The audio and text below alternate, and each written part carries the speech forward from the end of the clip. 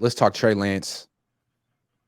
Word is that he's back working with Jeff Christensen right now. He was at tight end U a few weeks ago. Now he's back doing work that matters, working with his independent throwing coach, who's not really associated with the 49ers. They have their own guys like John Beck or anyway, guys who've worked with Trey Lance in the past and haven't really gotten the results that were needed. Apparently, Jeff Christensen's getting those results. He taught Jimmy Garoppolo how to throw in high school, and he works with Patrick Mahomes. It's good.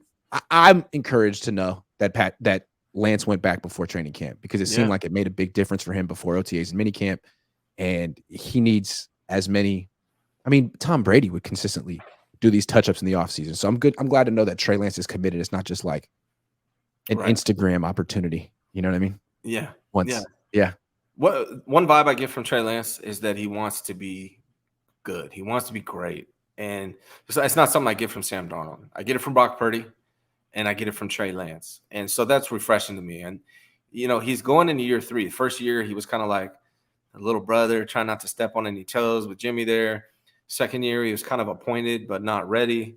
Third year, he's fighting way back from injury. He's hearing all the talk. He's working his ass off. He looks better, according to everybody who's seen him, and including myself. He looks just more confident, looks more tight with his mechanics. He just looks like he's improving, and he wants to be great. He's probably hearing all the talk.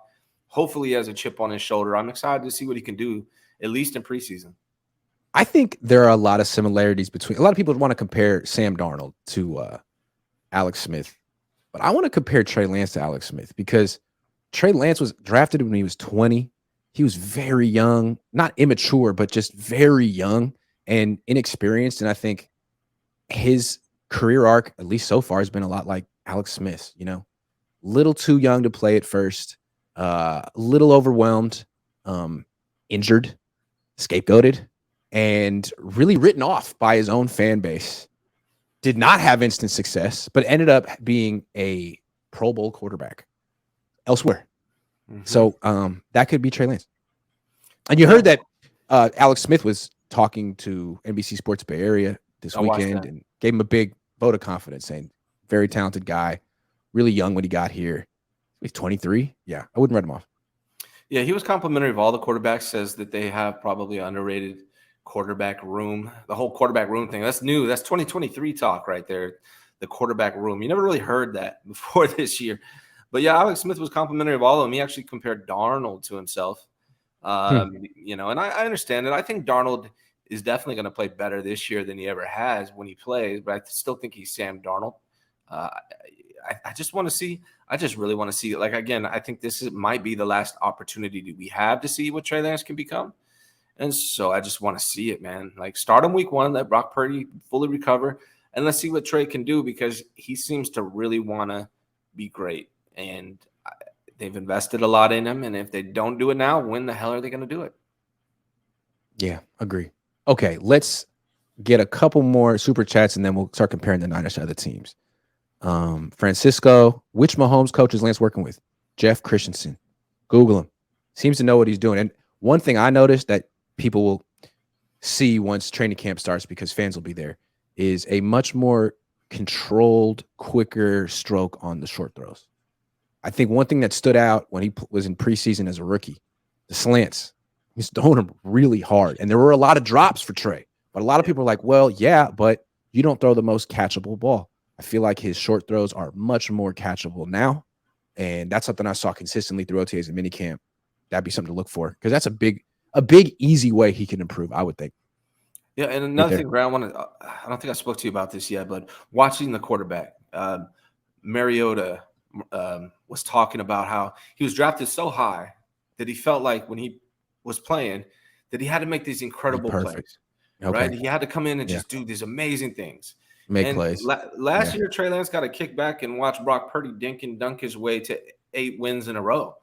And I'm wondering if Trey Lance has kind of figured out, oh, that's all I got to do?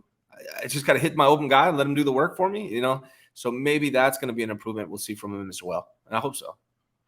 Yeah. Joshua Wyatt says, if Trey Lance doesn't play this year, how could you pick up his 5th-year option? So why is Trey still here? None of this makes sense. That's a good point. Niners lack conviction, and they have for 7 years institutional failure.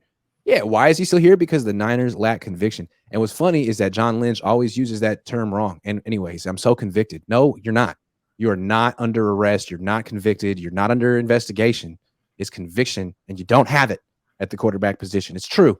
If you're trying to decide whether or not Trey Lance should be here for the fifth-year option, you need to play him at some point this year. And I think the 49ers saw them. They went through 4 quarterbacks last year, 5 if you count CMC, right? So, I mean, they probably know themselves that they're going to need some quarterbacks this year outside of one.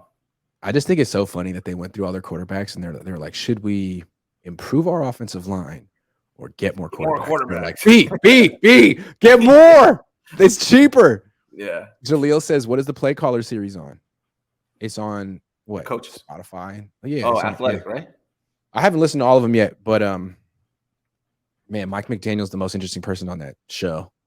My opinion is that he really resents Kyle Shanahan. Resents the hell out of him. I gotta watch it. I haven't heard it yet. I gotta listen to it. Yeah. Yeah.